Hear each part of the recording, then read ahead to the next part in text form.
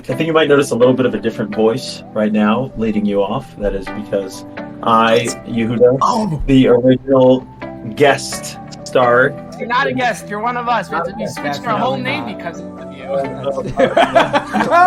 Don't give away our secrets. But you knew, like, the Ravens need one touchdown. Like, the Broncos might score one more field. So if you get one more touchdown, Yeah, you went 10-9 call it a day. you can win 10-9. I'm going to go with the Commanders as well, just because it's too much of a question mark over there under center for the...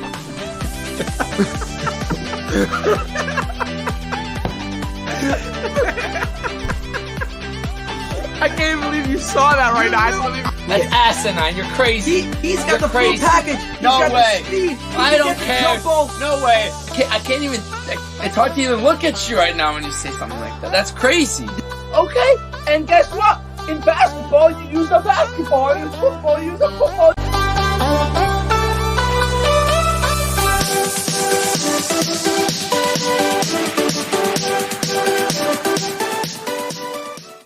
So, Meisty, some people have said that they're boycotting Week 18 because they have to cut, right, for a lot of records, the 18th week sort of messed everything up. Right now, a lot of records are going to be broken. Most rushing yards, most receiving yards, most passing yards, because you have the extra week. But a lot of people are saying, really, the record books should end by Week 17, and anything that happens in Week 18 shouldn't count. Well, the NFL to the rescue, because there have never been more backups in a Week 18 than there have been this week. So I don't know if there'll be that many records broken in this Week 18, Meisty. But we got Week 18 coming up, playoff run. How we feeling, Meisty? I'm feeling fantastic. I was hoping for a little bit more excitement, but a lot of teams took those losses in the last 2 weeks, and we've kind of fizzled down to 4 or 5 games that really matter. 5, 6 maybe, 5. Yeah, agreed. And by the way, a lot of people can see over here that it's me. You could see my face, and then you could see Meisty as a cartoon. Meisty just on the audio today, but it's okay because we'll be using the playoff machine, as you see over here, for most of the day. Either way, but correct, Meisty. Just to piggyback off that point, I think there are a lot of meaningless games this week. At least 5 or 6, just off the top of my head. And I'm looking at the schedule right now, and generally there are more meaningful games, right? I mean, really, the games that mean a lot for both teams, that mean something for both teams, are being played on Saturday night and Sunday night. The other ones are sort of just one-sided affairs, right? It doesn't mean something for one team but not the other. So, and maybe that's a product of there being an 18th week. I don't know if that's what it is per se.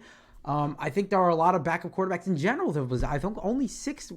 You sent me the stat. There are only 5 or 6 teams have this. Their starting quarterback has played every game this season. I believe only 5 or 6 teams. Yeah, it wasn't me who sent it to you, but I think I saw something too. I saw the graphic as well. So let's start with the playoff machine. Let's look at it.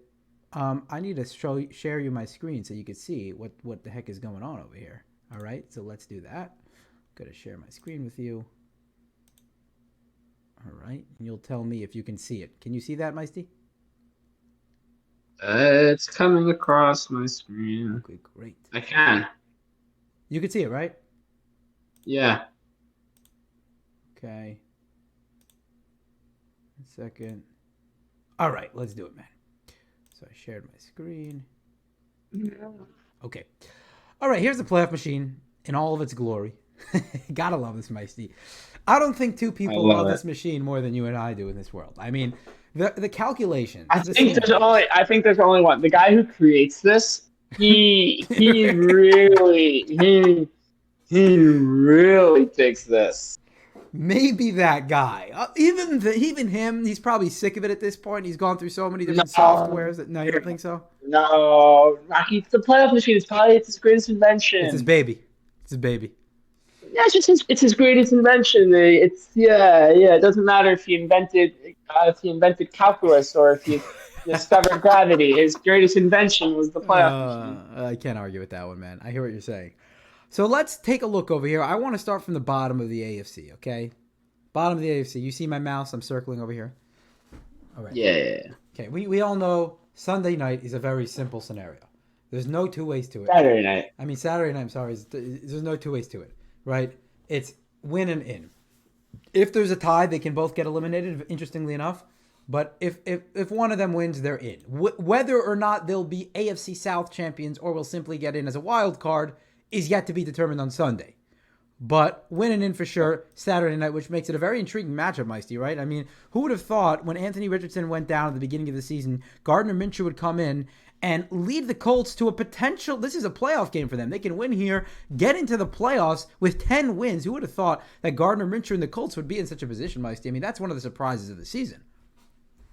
For sure. I mean, I'm going to call out the NFL for this. I think this should have been the Sunday night game. I think it's just so much better. We always talk, week 18, the Sunday night game is winning in is the game.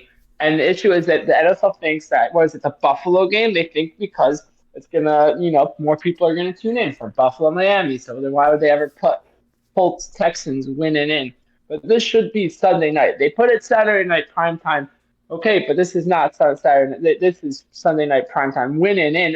We're talking about Week 18 winning in here. We don't get better than this. No, I'm completely with you. I actually agree with you there. I know people are gonna be disappointed that I agree with you there, but I'm totally with you. I think Bills and Dolphins are bigger markets, bigger names, better teams. I know Buffalo's not a big market, but in terms of they're obviously more popular. They're a more popular team. Correct. The Buffalo market and the football in Buffalo is everything there. So, and obviously the Dolphins are Miami. So I think that's why AFC East on the line. Okay, great. I mean, by the time that game comes, there's a very good chance that the Bills would have clinched already. So it's not like there's a good chance they won't even playing for their lives. It's just a matter of seeding. I'm with you there. Like, I like winning in scenarios. I like that the Week 18th Sunday night game should be an extension of the playoffs. That's what I think. And that's what the Week 18 should be an extension of the playoffs, meaning that the Week 18 Sunday night game should be this is a playoff game. You lose, you're out. You win, you're in. And that's what Texans Colts is.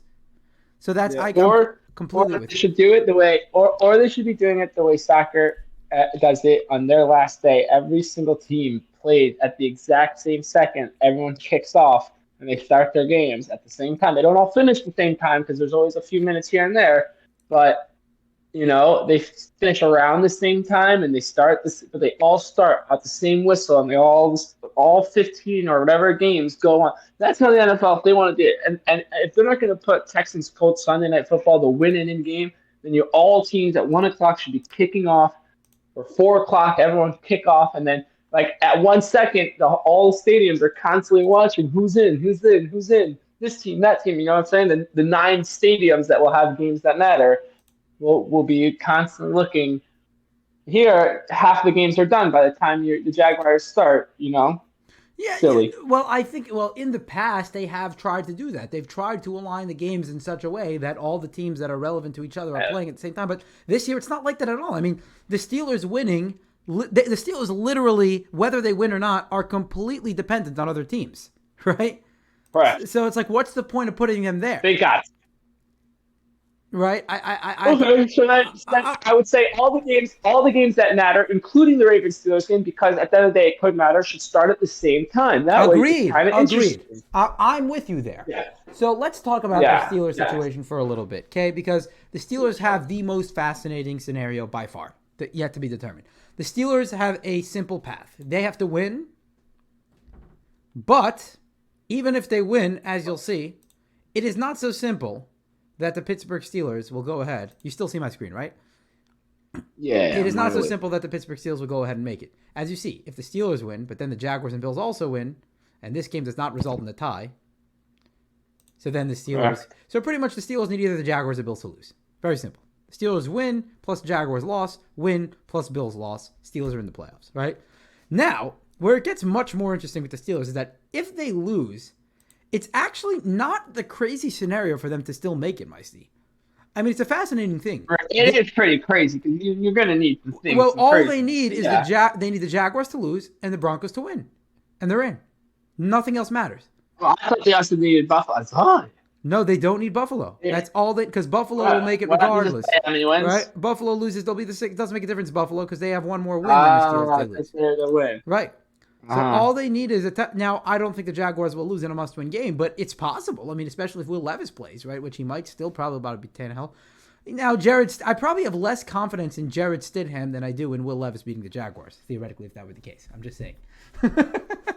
But it's not the craziest thing. If you win, you need either the Jaguars or Bills to lose. If you lose, you need the Jaguars and the Broncos to lose. It's not like a win. A win, yes, it helps them. But I would say their chances go down by 20 to 25%, not like 80%. You know what I'm saying? That's where I'm looking at it.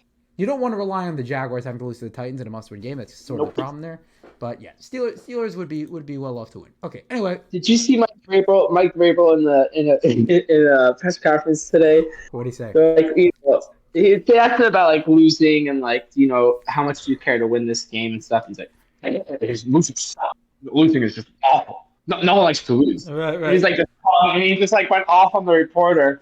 And like as the next reporter started asking questions, he's like shoots another like remark at the guy. He's like, "You have questions?" or like something like that. Like, it was very funny. The Titans are really going to try to win this game. No, Dan Campbell did the same thing. It was Saturday night after the Cowboys-Lions game, and the reporter asked him a similar question. The reporter asked him. Right. The reporter asked him, "Dan, I sense some frustration on your face, right?" That's what the reporter asked him, and then Campbell's like, "Because I don't like losing, Dan." Or no, Adam, whatever his name was. "I don't like losing, Adam." Yeah. He's like, "I'm sorry, I don't mean to freak out at you, but I don't like getting the L. I just don't like it, you know?" Because I don't like losing. I love these guys. You gotta love these guys. They're so good. These epitomize old, hard-nosed, old-fashioned NFL. So we got the Steelers. They need to win. Bills loss or Jaguars loss. If they lose, then they can get the Broncos and Jaguars to both lose and still get in. Or the Raiders and Jaguars losing and still both get in. Okay, let's move on to the Bills. The Bills, we know, can make it with a win. They can also make it with either a Steelers or Jaguars loss. Right? They lose, Steelers lose, they're in. Which sets up a very interesting thing, Meisty, because if you think about it, who would the Ravens rather see in the playoffs? The Bills or the Steelers? Never want to see the Steelers, but in a year like this year, but in a year like this, you don't want to see the Bills. Correct. So the Ravens beating the Steelers, it really makes the Bills' chances tough because then you have to beat the Dolphins in Miami, not an easy one, or you need the Jaguars to lose to the Titans. So like that Steelers game is actually very big for the Bills. It's a very big game. And the Ravens sort of control the Steelers. I mean, obviously, they can't just beat them if they want to. They've obviously struggled against the Steelers recently anyway. They've lost 6 out of the last 7 to the Steelers. But, Tyler Huntley is the only quarterback in the last 3 years to beat the Steelers. That's right. I think Lamar Jackson might be 0-4 against the Steelers in his last 4 attempts. He's only beaten the Steelers once in his career in 2019. Is Troy Polamalu still play for them? And James, yeah, he must. That's the only reason it's 6 out of the last 7. It's crazy. You would think they're the only team that's been able to beat the Ravens like that in the last bunch of years. But because, Lamar Jackson's won, 75% of his games, and the Steelers have beaten him down somehow. Even though this year he happens to be, this year he played his best game against the Steelers, and the receivers dropped 7 passes. But anyway, we won't get to that. Now, my point is that the Ravens could really benefit themselves by beating the Steelers and eliminating, by letting the Steelers win and eliminating the Bills. It's a very interesting thing. Very interesting. Yeah. So as long as Buffalo can go into Miami and win, it doesn't matter. Listen, they're going to Miami. Miami doesn't lose at home, apparently. I don't know. That's what they say, at least. Missing a lot of players. They get that extra couple hours. They'll get a couple hours to warm up on Sunday, but they're on the back of an embarrassing loss. Going to want to get that win for the playoffs. It's a big game for Miami. I think they're going to. I mean, it's not in reality. It doesn't really matter. It's just a matter of seeding. But maybe for them, I don't know. Morale, how much does that play into? I don't know with these things. It's hard to know. But anyway, so that game, fine. So the Bills, we know, the Bills will be eliminated if they lose and both the Steelers and Jaguars win. That's how they're eliminated. Good. Okay, moving on to the Colts. We said win and in. Now the Colts and Texans are either playing for the 6 or 7 seed, but if the Jaguars lose, they're playing for the AFC South. And they won't know that Saturday night, of course. By the way, that would have made it way more intriguing, even, right? Like if you would have put this game Sunday night and the Jaguars would have lost, it's like this is not only for a playoff spot, it's for the division. This is for the champ, and the loser goes home. I know. This is the big game. I know. I'm with you, Mosey. I do not like the fact they put this Saturday night. But anyway, it's a small market. Yeah. But you know what? Give it, Rocky. Give it 2 years, but it's C.J. Stroud and Anthony Richardson, and then they're slinging it out on Sunday Night Football. Yeah. No, that's the thing, Meisty. I mean, if we came into this year saying the Jaguars are going to win this division simply by default, right? There's really no one there that's going to compete. It's the Texans stink. The Colts stink. They have the injuries. And right. And all of a sudden, C.J. Stroud comes in there, and he's the Rookie of the Year.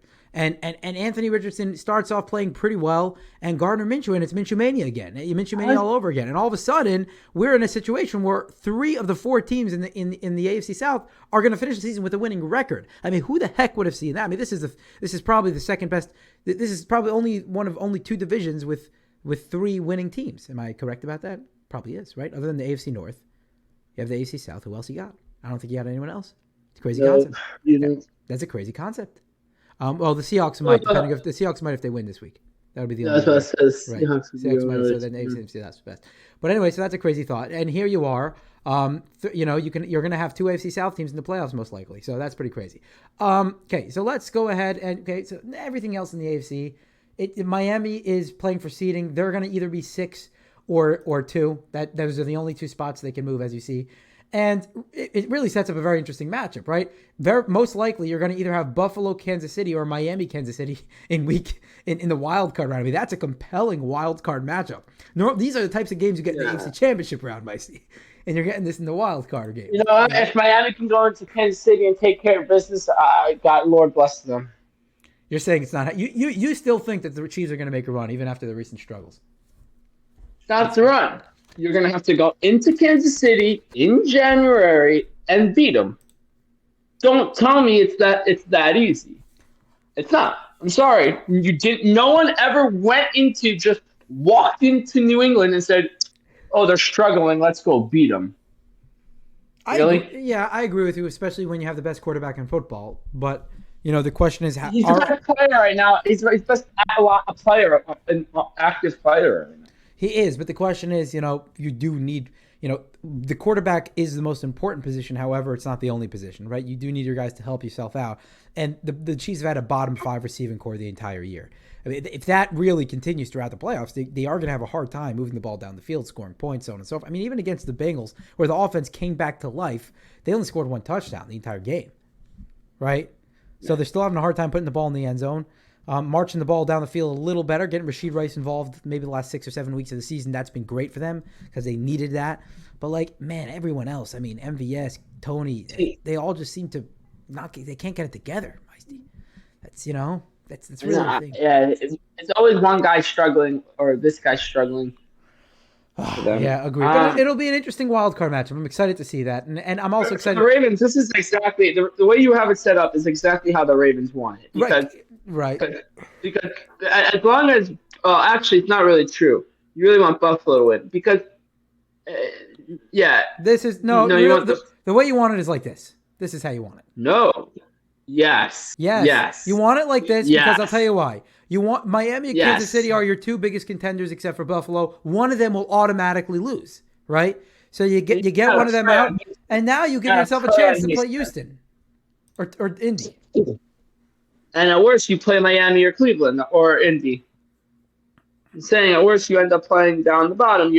Well, you could if all these 3 teams win, you play Jacksonville, which wouldn't be the worst thing either. I'm saying the worst team you're going to play. I'm saying you're not going to be playing Kansas City and you're not playing Buffalo. Correct. In the right so automatically, and that's an interesting thing, right? Right. Yes, that's huge. That's huge because think about it. Miami and Kansas City will take care of each other, and in the next round, even if Kansas City wins, Kansas City and Buffalo will take care of each other.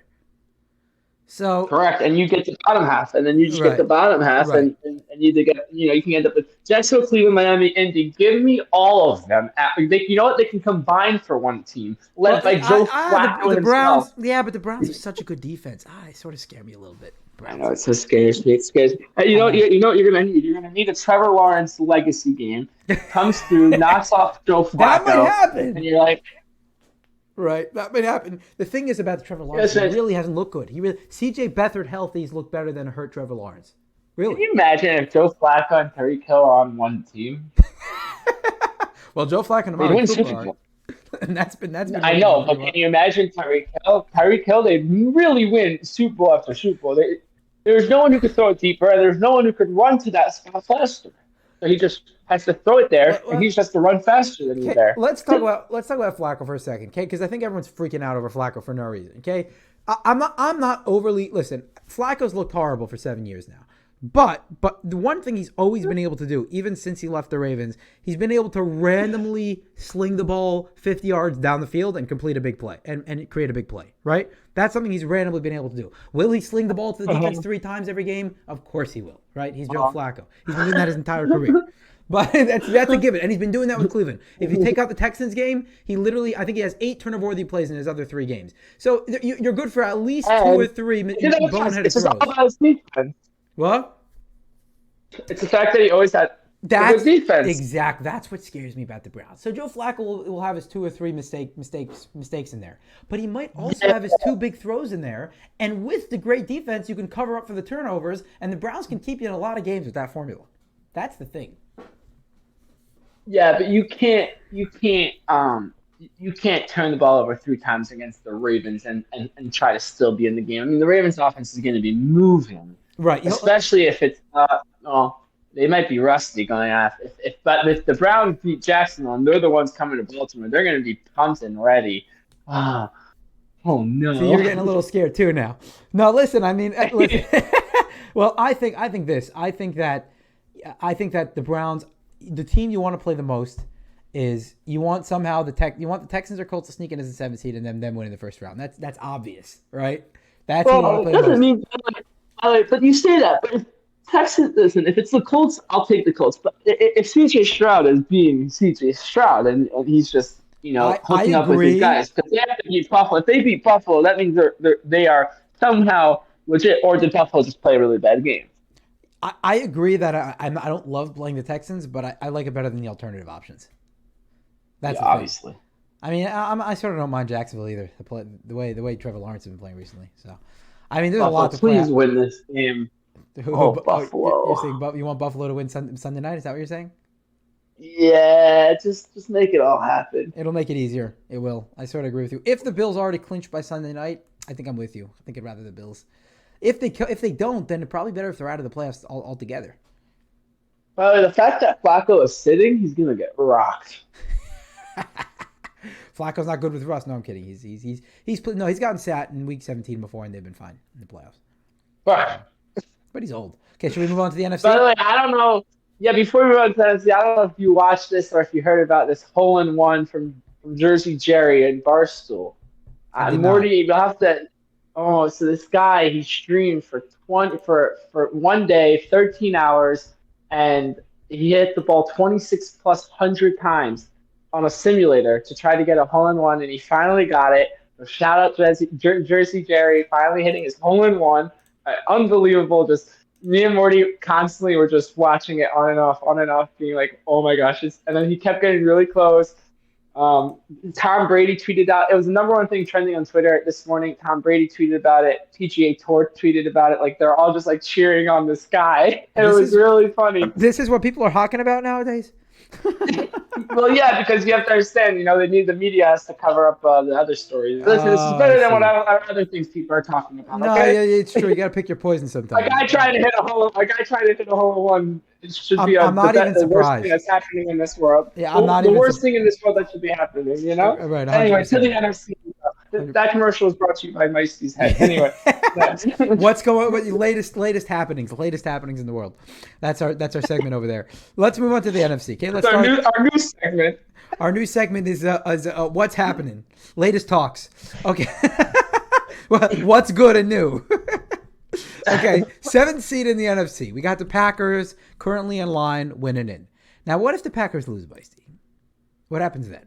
You want to tell everyone what happens then? Seattle. Correct. Now, what if Seattle loses? What happens then? Oh, no. Aha, now is where it gets fun. Stop it. I don't want to see that. That's ugly. You're like, Give me anyone else. No, but New Orleans would get in there. Yeah, what happens if New Orleans takes the loss? The Vikings would be the next, I believe. Because then to take the Falcons. No, it takes... No, right. No, technically right. The Saints, if the Saints don't win the division, then the Saints would go. What happens if the Falcons win? But if the Panthers beat the Bucks, which is not No, that's not happening. Yeah, it's not going to happen. Yeah. Right. So, no, what the Okay, here's... Okay, Packers winning in. If the Packers lose, then they need a Seahawks loss. They need a Seahawks loss they need a Vikings loss, and they need a Saints loss. And then the Packers are still in there, right? So Packers winning in, Packers can lose and still make it with the Seahawks, Saints, and Vikings loss. Now, what about the Seahawks? Are very simple. The Seahawks win, Packers lose. Win, Packers loss. That's how they get in.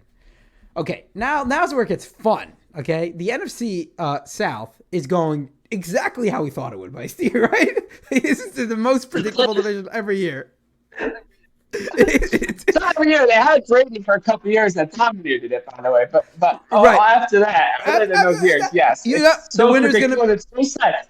It's sad. It's sad. It's truly sad, but it's amazing. It's exactly. It's like 9-8, 10-7. That's it. And you're gonna be just good enough. Whoever makes it, Saints, and here we are, week 18, and 3 of the 4 teams can still win the division, and none of us are shocked whatsoever. And you can have but the Green Prince is still a wild card spot for the other one. Right. Well, the bottom of the NFC has actually been a little shaky this year. It's been more competitive. I wouldn't say shaky, but because the Rams already clinched. Okay, we'll get to the Rams in a second. Okay, there's interesting stuff. The Cowboys are going to win the division. We'll definitely get to that in a second as well. But let's stay on this for a second. The last team that's going to sneak into the playoffs. Okay. So we said Packers win or they lose and 3 other teams lose. They lose and 3 other teams lose. Seahawks win, Packers lose. That's the only thing. Now, what happens if what do the Saints need to win? So the most simplest scenario is. Most simplest, is that it? The simplest scenario is Bucks lose, they win the division. Right?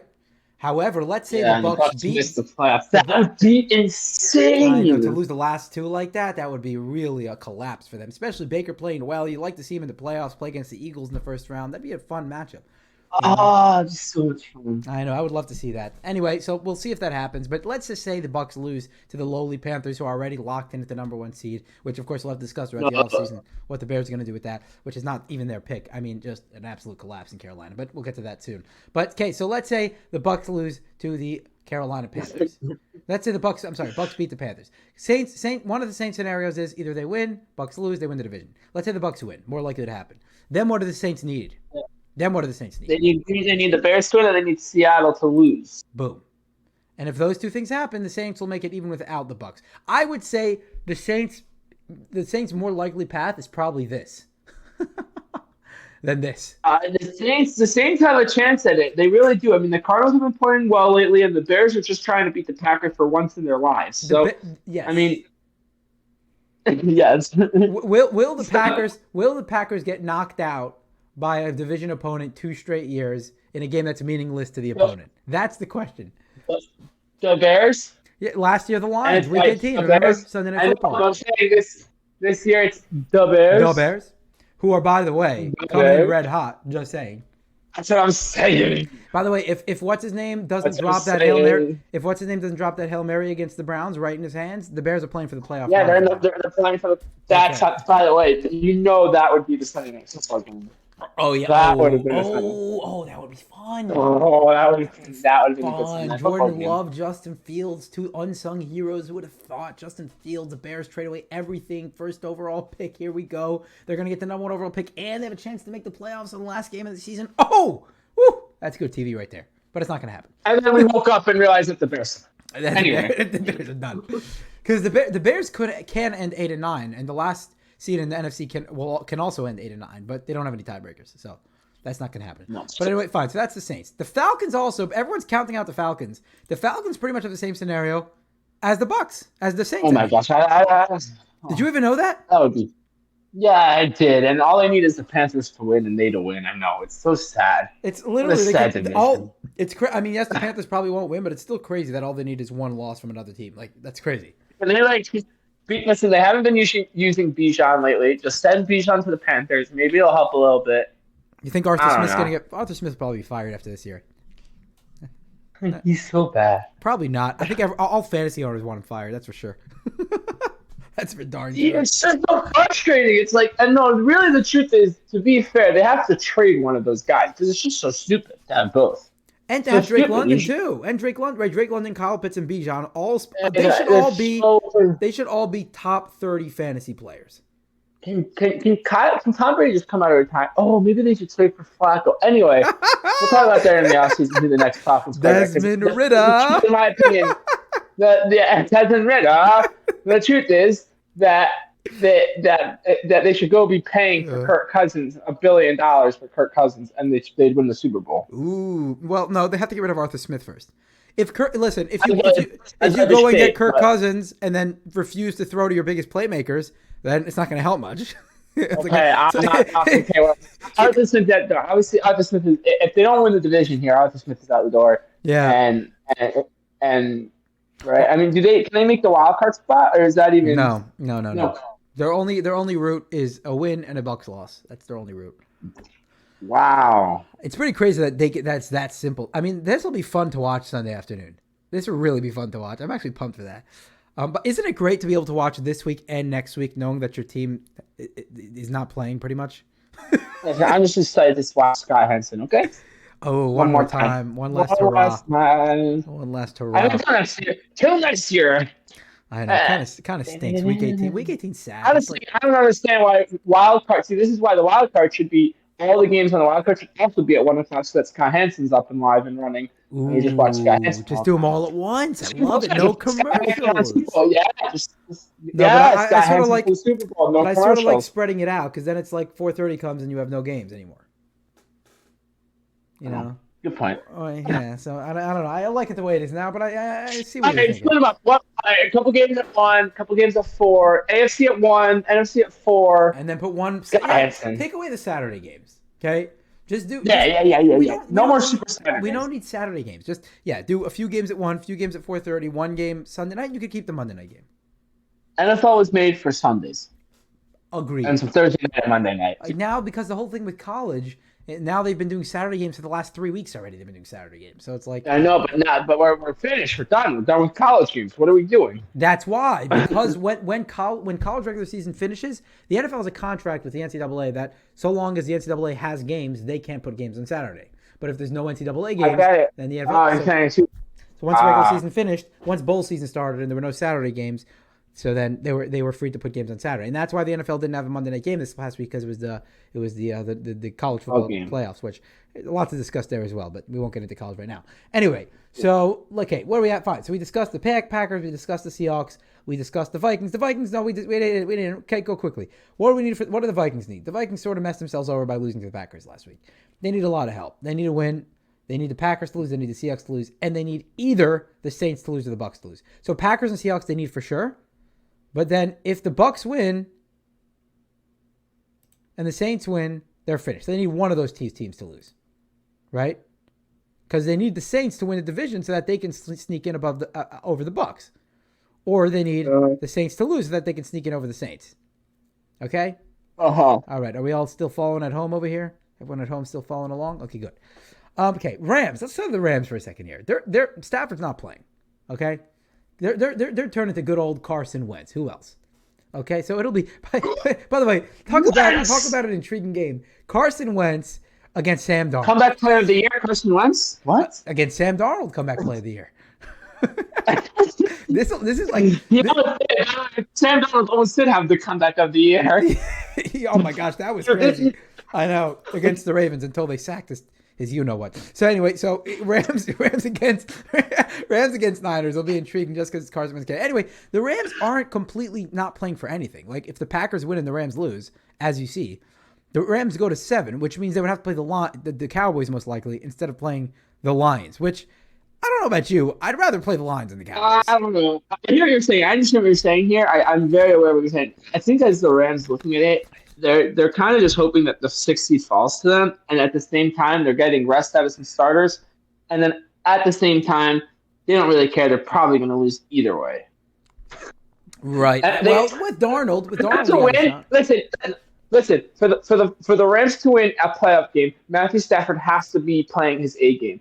And Matthew Stafford doesn't show up to play his A game, and you're looking and you're like, oh, that didn't work either way. So it doesn't matter if it's against the Cowboys or the Lions. You're going to have to bring your A game. Their offense will be playing an A game. So if you don't bring your A game, and then your defense just has to do their own thing. The defense isn't a great defense, but they have Aaron Donald, so they'll do their thing. But right. You know, it's all up to Matthew Stafford. So really, to them, I don't think it matters right now if it's the Cardinals. If it's the Cowboys or if it's the Lions. Listen, I agree with you. I'm also I'm also on the side that, like, if you don't get the 1 seed, seeding doesn't matter that much. I know that's a little controversial, but that's what I think. Home field. You want the home. You would like a home game. If you can get one. Let's talk about that after. Let's get back to home field advantage in a second, okay? Because that's a good discussion to have. But anyway, so let's go back to the Eagles Cowboys here, okay? This is a very simple scenario because the Eagles have just, I don't know what's happened over there in Philly the last bunch of weeks, but because of this, so the Eagles need Swift showed up. They need a who? I thought that's the Chiefs. So they got the wrong Swift. If they end up tied, why is it that Dallas gets it? Because they have a better win percentage in conference games. Even though they'll have the same division record, the Cowboys will have a better conference record. Interesting. Okay, good to know. And that's out. By the way, we should have used this more often. This is pretty cool. Okay. I didn't even know this. I mean, I knew it existed. I just never knew it constantly changed. This really breaks it down very well. Wins over Miami based on head-to-head. Yeah, I used to just say what it was. It didn't need to give you the wins tiebreaker. I don't remember if it did, actually. Maybe, I don't know.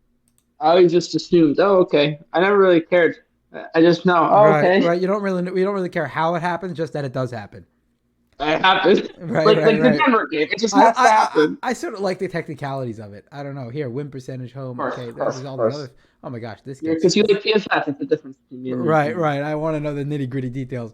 So anyway, that's a very simple scenario because the Cowboys have a better conference record. So therefore, they'll go ahead and win. If they win, they need a loss. The Eagles need a loss and a win in order to win the division, which will guarantee them a 2 seed. Right. Even if the Lions win, then I believe the winner of this division will automatically, unless they both lose, in which case the Cowboys will be the right. But if they're tied, then both the Cowboys and the Eagles have a tiebreaker with the Lions. Okay, Lions are most likely looking at they're playing either the Packers or Rams next week probably. Okay, so that's that. The Niners are locked in, and I think that's any other scenarios to go through here. Who else did we miss? So we already saw that the Broncos can affect the Steelers even though they're not even in contention, which is just crazy. What do you think, Mike? Do you think like teams that aren't in contention anymore should not be able to affect tiebreakers? Listen, bottom line is, they constantly are backing into situations of how did I don't know at what point did they decide the tiebreaker rules, but at the time that they decided the tiebreaker rules, you still there, Rocky? I'm still here. I just stopped sharing my screen. Yeah. So as soon as whoever decided the tiebreakers, you have to understand. Like, let's say you didn't have that, so then you're going to be sitting here being like, well, they're tied. And what do? Do you just go to the coin flip? Well, we can go to the scenario. I'm not a fan of strength of schedule. That I will say. Well, I'm not a fan of. I think that's the dumbest thing I've ever heard in my life. Well, to be honest. That's really far down the list of tiebreaker scenarios, right? I'm saying, but that is the dumbest thing I've ever heard. Tiebreaker scenario. That's what that plays into. That's the whole Steelers Broncos. The Broncos Raiders game plays into strength of schedule. That's so stupid. No. I think the Broncos. I think that's a conference record. No. No, it goes into strength of schedule. Let's go back to the machine. 1 second here. Let's check the reason. Okay, let's say the Steelers lose. I know I'm not sharing it, but everyone else can see it. The crowd can see it. Let me share you my screen. You should see what's going on here too. Oh, here we go, baby. Okay, it's back. Okay, we're back on the machine here. Okay, Steelers lose, and then we need the Jaguars to lose, and then we need the Broncos to win. Why did the Steelers get in? Doesn't even tell us. What? Hey. Click the Raiders. What? Why doesn't it even tell us? Click the Raiders. Click the Raiders. Click the Raiders for a second. Okay. Now hit the tiebreakers. See what? It still doesn't show. Wait a second. Wait. Okay, let me try this. Okay. And then let's do this. And then let's see. What? It just disappeared. No. Here we go. Tie-breaking procedures. You still got my whole sharing the screen here? Okay, good. Yeah. The division champion with the best record division. No, we know all this. Okay. 2 teams head to head. I had the NFL one here. Okay, here we go. We got the NFL one. Okay. 2 clubs, 3 or more clubs, head to head. Now, when it comes to so the scenario in our case would be the Jaguars, Broncos, and Steelers are in a 3-way tiebreaker. Now, the problem is, I'll tell you why it is. If the Steelers and Jaguars in a two-way tiebreaker, meaning if the Broncos lose, the Jaguars beat the Steelers. Remember, 20-10 earlier in the season, right? So they have the head-to-head. So the Steelers need a 3-way tiebreaker because once it goes to 3-way tiebreaker, it doesn't go to head-to-head anymore, right? It's only head-to-head if all the teams played each other, but they didn't. It's only best win-loss percentage in games amongst the clubs, but the Steelers and Broncos never played each other, right? So now you have to go to best win-loss percentage in games played within the division. That's only if it's a Division One. Right. So all of that I think is silly. So hear me out, Rocky. Hear me out. And then common games. You see this? I see. I'm looking right at it, but I'm telling you right now, I disagree. Let me explain something to you real quick. Again, I love bringing the soccer analogy into this. In soccer, every goal matters. At the end of the day, you have a goal difference, and that if you have a tiebreaker, you look at who has scored a bigger goal differential between them and their opponent, and that plays into the factor. The same thing here. In my opinion, and fantasy owners would love that. It would encourage teams to not slide at the 1 yard line, but maybe to slide at the 1 yard line. But we need the points for the tiebreaker just in case. You know what I'm saying? Like, interesting. And it'll encourage teams to constantly. But do we need to score? But we need to win. Now you're gonna have the Dan Campbell's like, well, we got to score. Well, and then you'll have if you look far down the list, you will find best net points in all games and best net points. Yes, of course. So it does exist. Down, but of course it exists. But I'm saying it's strength of schedule. When I played that team, they weren't good. And then you played them, and then they were good. And it's like, well, that didn't make any sense. Right. It's like if you played the Bills in the first 6 games, you beat them, or maybe that. And if I played them in my strength of schedule, then in the last 6 games, I played them last week. Well, now they're one of the hottest teams in football. So it's like, well, that's silly. Well, they were missing their quarterback that game, or someone got hurt. Does all these factor into it? Does that factor into strength? I don't know. It's strength of schedule is number 5.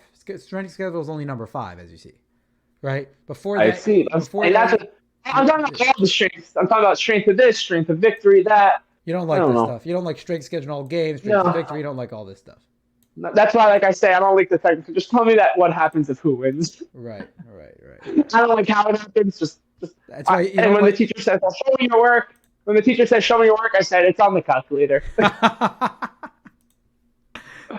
It's like, why should I show you my work? I got the right answer, and that's all that matters. Why is anything else relevant here? 100%.